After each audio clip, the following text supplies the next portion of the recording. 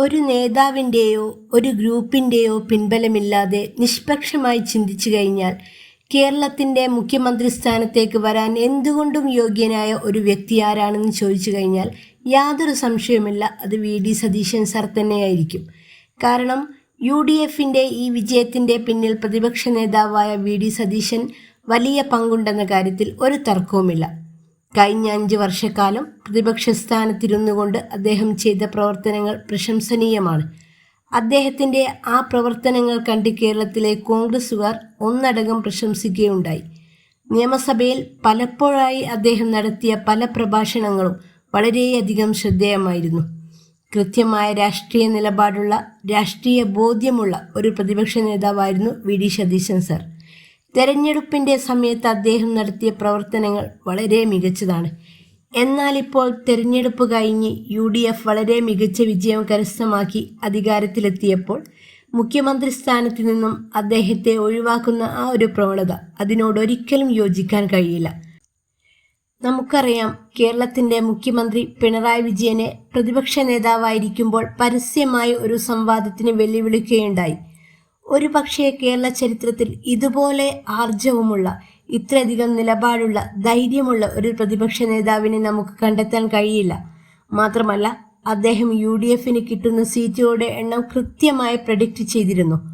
100-ലധികം സീറ്റുമായി UDF അധികാരത്തിൽ വരുമെന്ന് അദ്ദേഹം കൃത്യമായി പറഞ്ഞു വെച്ചു. അദ്ദേഹം പറഞ്ഞതുപോലെ തന്നെ 101 സീറ്റോടുകൂടി UDF അധികാരത്തിലേക്ക് കയറുകയാണ്. അതുമാത്രമല്ല, UDF എങ്ങാനും തോറ്റുകഴിഞ്ഞാൽ അതിൻ്റെ പൂർണ്ണമായ ഉത്തരവാദിത്വം താൻ ഏറ്റെടുക്കുമെന്നും UDF തോറ്റാൽ താൻ തൻ്റെ എല്ലാ രാഷ്ട്രീയ പ്രവർത്തനങ്ങളും ഉപേക്ഷിച്ച് വനവാസത്തിന് പോകുമെന്ന് പോലും അദ്ദേഹം പറയുകയുണ്ടായി. ഒന്ന് ആലോചിച്ചു നോക്കൂ, ഈ തിരഞ്ഞെടുപ്പിൽ UDF തോറ്റാൽ, അല്ലെങ്കിൽ സീറ്റുകൾ കുറഞ്ഞിരുന്നെങ്കിൽ എന്താകുമായിരുന്നു അദ്ദേഹത്തിൻ്റെ അവസ്ഥ? സ്വന്തം പാർട്ടിയിലുള്ളവർ പോലും അദ്ദേഹത്തെ കുറ്റപ്പെടുത്തുമായിരുന്നില്ലേ? ആ അവസ്ഥയിലേക്ക് എത്തുമായിരുന്നില്ലേ? എല്ലാം നിങ്ങളുടെ കുഴപ്പമാണെന്ന് പറഞ്ഞ് അദ്ദേഹത്തിൻ്റെ തലയിൽ കെട്ടിവെക്കുമായിരുന്നു. പക്ഷേ UDF അധികാരത്തിലേക്ക് വന്നു കഴിഞ്ഞപ്പോൾ മുഖ്യമന്ത്രി സ്ഥാനത്തേക്ക് എന്തുകൊണ്ടും യോഗ്യനായ ആ മനുഷ്യനെ മാറ്റി നിർത്തുന്നതിനോട് ഒരിക്കലും യോജിക്കാനാകില്ല. വളരെയധികം മോശമായ, നന്ദികെട്ട പ്രവൃത്തിയാണിത്. ആ പാവം മനുഷ്യനോട് ചെയ്യുന്ന ക്രൂരതയാണിത്. അദ്ദേഹത്തിൻ്റെ കാഴ്ചപ്പാടും നിശ്ചയദാർഢ്യവും കൊണ്ട് മാത്രമാണ് കളിയാക്കിയവരുടെ മുമ്പിൽ തലയുയർത്തി പിടിച്ചു നിൽക്കാൻ ഇന്ന് UDFന് കഴിഞ്ഞത്.